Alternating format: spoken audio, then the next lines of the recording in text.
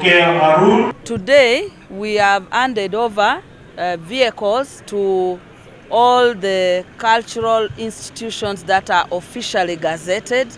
These are 16 in numbers. Each of them has received a station wagon worth about 500 million, and a pickup which is for their security worth about 300. So each set given to each of the institution, which is a station wagon and a pickup, is about 800 million. The purpose of giving these vehicles are recognition that these cultural leaders are always interacting with the community. The Constitution preserves the culture, the norms and the values of each of our traditional institutions. Therefore, as Ministry of Gender, Labour and Social Development, we work with these cultural institutions to ensure that we reform cultures that are repugnant. Most of them have reformed those cultures.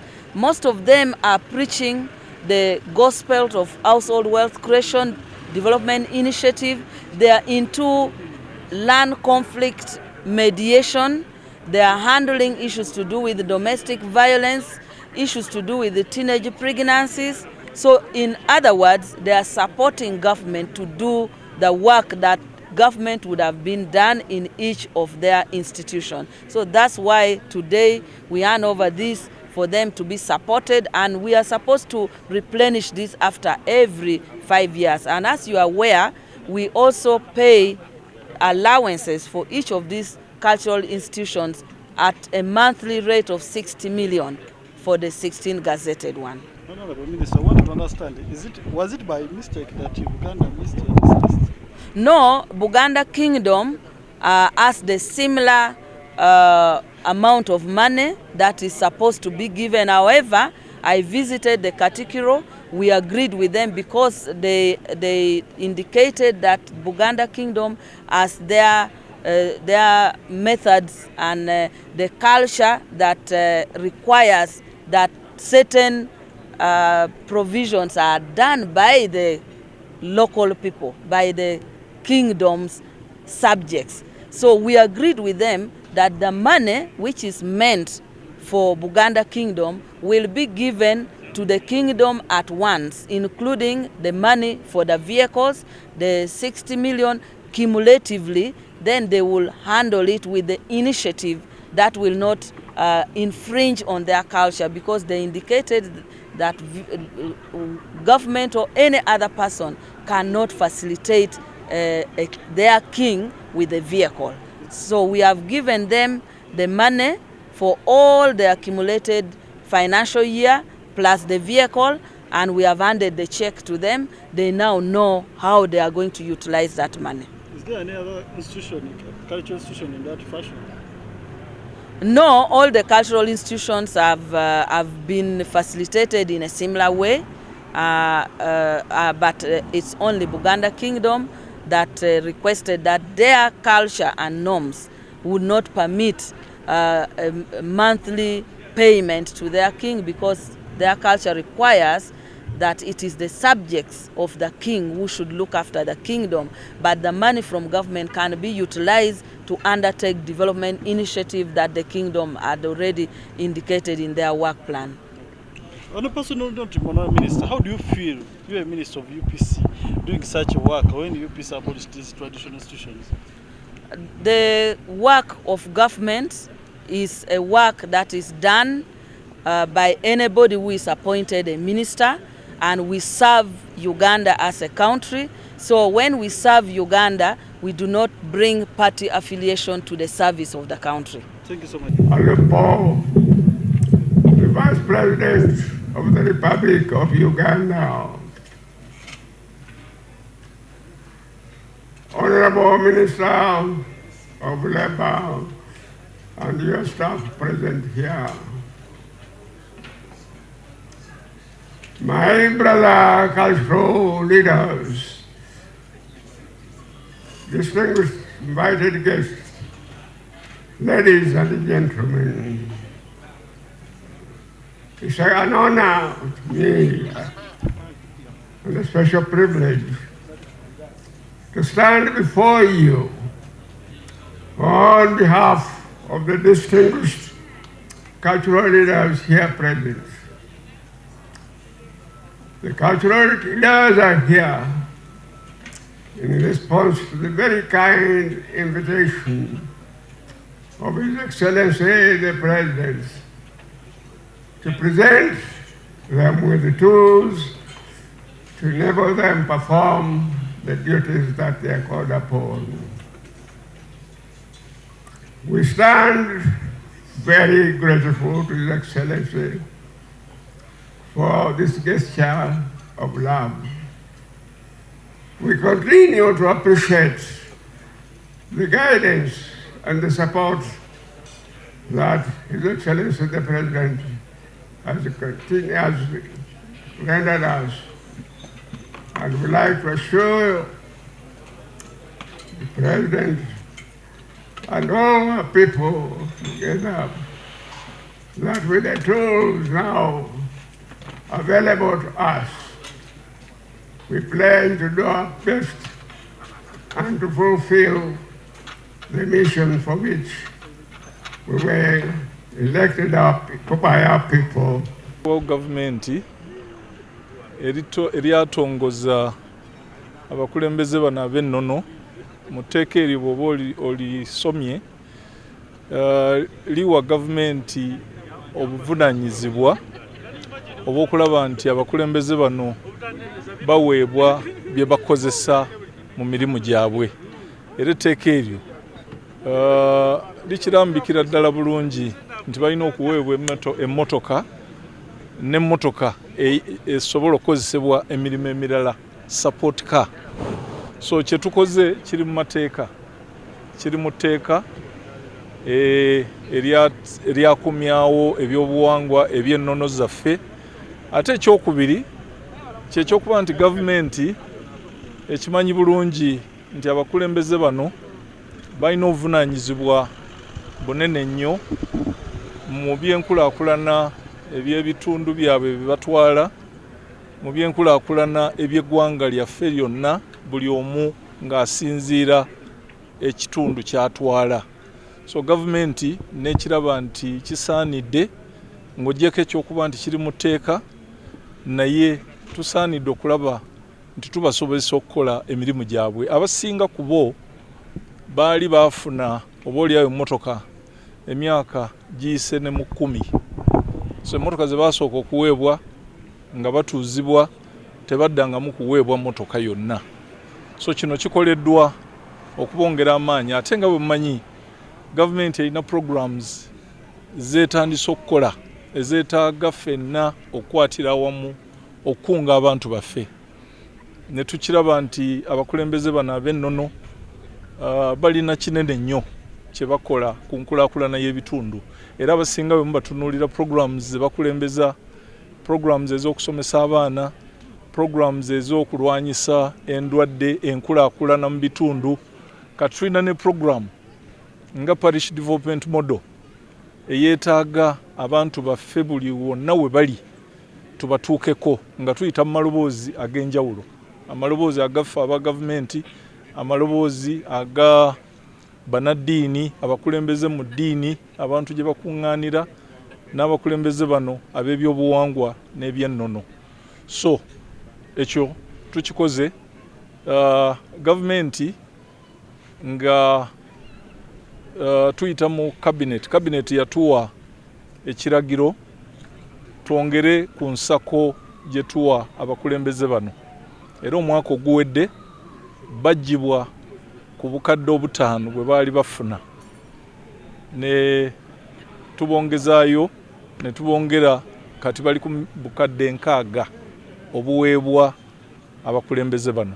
Ng'obukadde obwo 6 kyabalibwa nti bwe bajjako 15, 45 basobola obukozesa ku mirimu gye batambuza mu bitundu byabwe. So kyekimu kye twasookera ddala okukola, ng'ekiragiro ekyo kyaviira ddala mu kabineti n'omukulembeze w'eggwanga n'akisemba. Bwe twabajja ku ezo ssente ze baali bafuna ne tubongerako batambuze emirimu gyabwe gy'enkulaakulana, kati twongeddeko obbawa obusobozi. Emmotoka zino ebbiri ziguliddwa ssente ezituukira ddala mu bukadde nga 800 kuba baweereddwa emmotoka 2 eyo mukulembeze mwennyini ne support car emuyambako. Abamu bazikozesa nga lead car, abamu balina emirimu gye bakola. So emmotoka eyo ey'okubiri pick up nkozi ya mirimu naye nga ennene mwe tusuubira nti mwe bayinza okutambulira. Ate abantu baffe bano ekitiibwa kye tubawa twetaaga ekitiibwa ekyo ffenna tukibalage. Abantu bassa nnyo ekitiibwa mu bakulembeze baabwe bano ab'ennono. So ne gavumenti eyagala omukulembeze ow'ennono bw'atuuka atuukire mu kitiibwa ekimujjaamu. Kyenva mulaba nti emmotoka ze bafunye kumpi ne baminisita mwe batambulira. So kitegeeza nti n'eddaala n'obuzito bwe tubawa mu gavumenti bwenkanira ddala n'abakulembeze ab'oku ntikko mu ggwanga lino. Tukitegeddeko nti nno abakulembeze be tuwadde wano bewa abali gazetted naye ate tulaba Buganda teriyo. Ku kya Buganda kiri. Ekya Buganda minisita akinnyonnyodde. Twasooka kutuula n'abakulembeze ab'enjawulo era ne Buganda minisita mwennyini yagenda ne tusisinkana abakulembeze baayo ne bategeeza nti ennono yaabwe tekkiriza kubawa. Ne bagamba nti abantu baabwe bakozi be balina okuwa kabaka waabwe.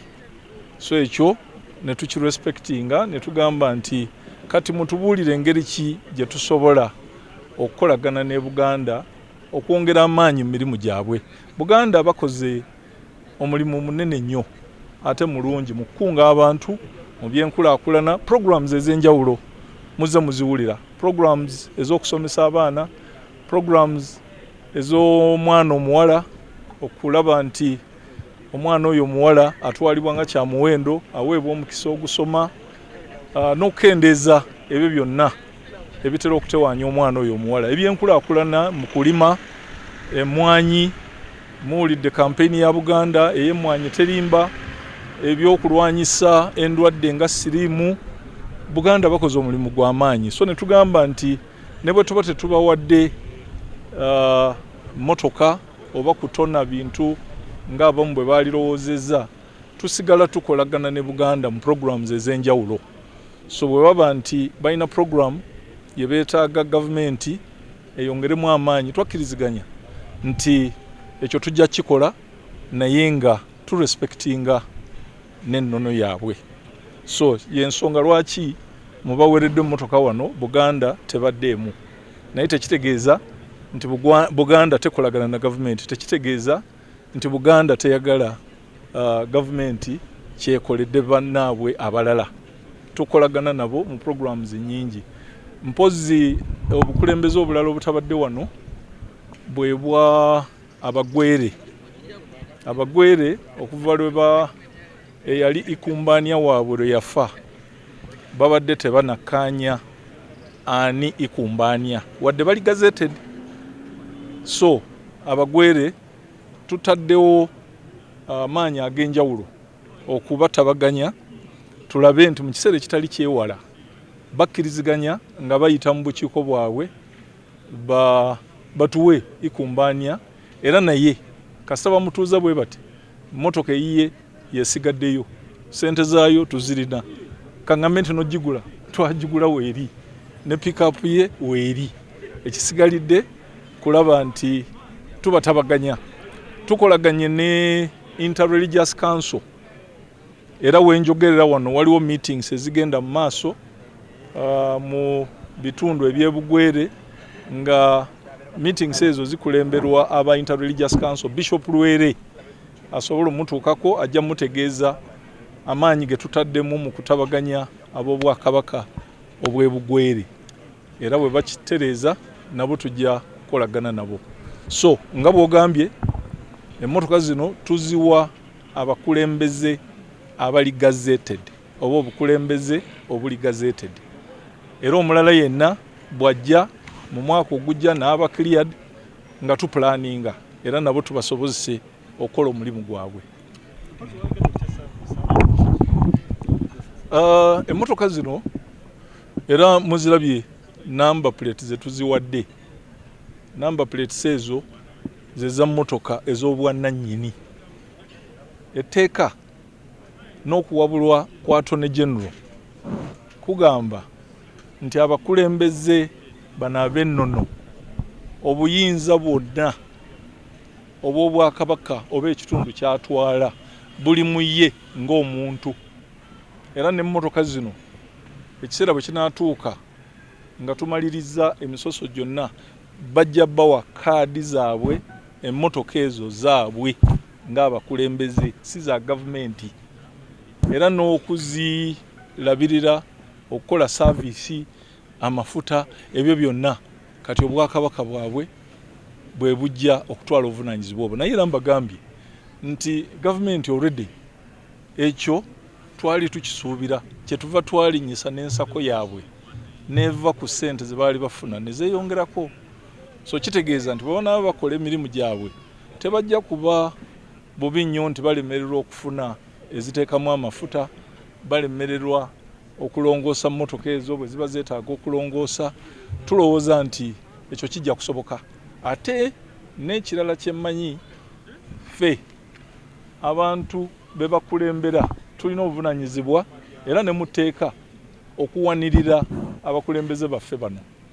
Kyova olaba nti Obwakabaka obusobodde okuteekawo we bayingiza balina enfuna ebasobozesa okulabirira. And they have always told me to remind the people of Uganda that the peace here has been exported to their countries, and therefore the architect of that peace should continue to be preserved by all of us. So I don't know whether it is God which made this timing of handing over vehicles at this time. I am tempted to ask the cultural leaders that as you are doing the roles and responsibilities of your institutions with the brand new machines which the ministers procured, we as the leaders who are serving under His Excellency the President request that you also whisper to your subjects that 2026 is near and His Excellency the President is still on the ballot paper, so that we continue enjoying these very good programs which are embracing all without discrimination.